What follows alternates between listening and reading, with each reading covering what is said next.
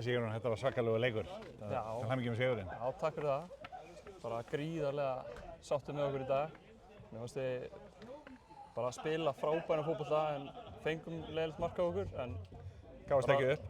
karakter að koma tilbaka. Við erum búin að sýna það oft í sumar að koma með karakter og koma sterkir tilbaka þegar við fáum mark í grill á okkur og við hættum aldrei.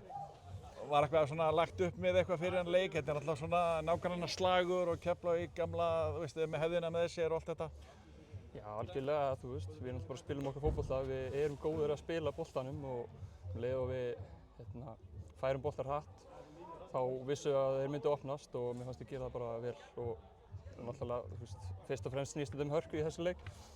Það er náttúrulega bara rígur og mér fannst við vera að óna því í dag, sko. Já, þið voru betri í dag.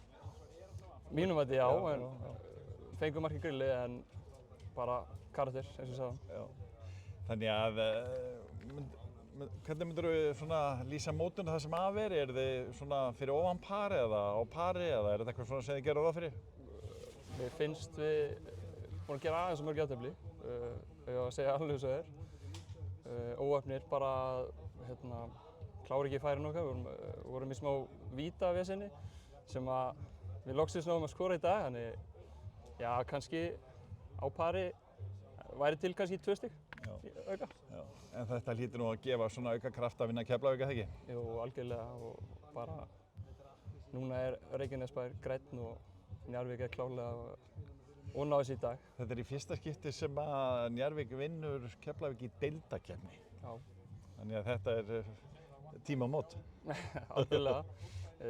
Ég þekki það líka að vinna á skemmtilega í bikar 2022. Já, gengið vel á móti þeim bikarnum. Já, og ekki ennþá tapa fyrir þeim, ég persónulega.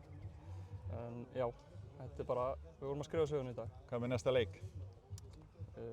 Já, bara fáum helgina off núna og bara mánudaginn þá bara kýrum okkur í næsta leik, sko. Til hamingju með leikinn. Takk fyrir það.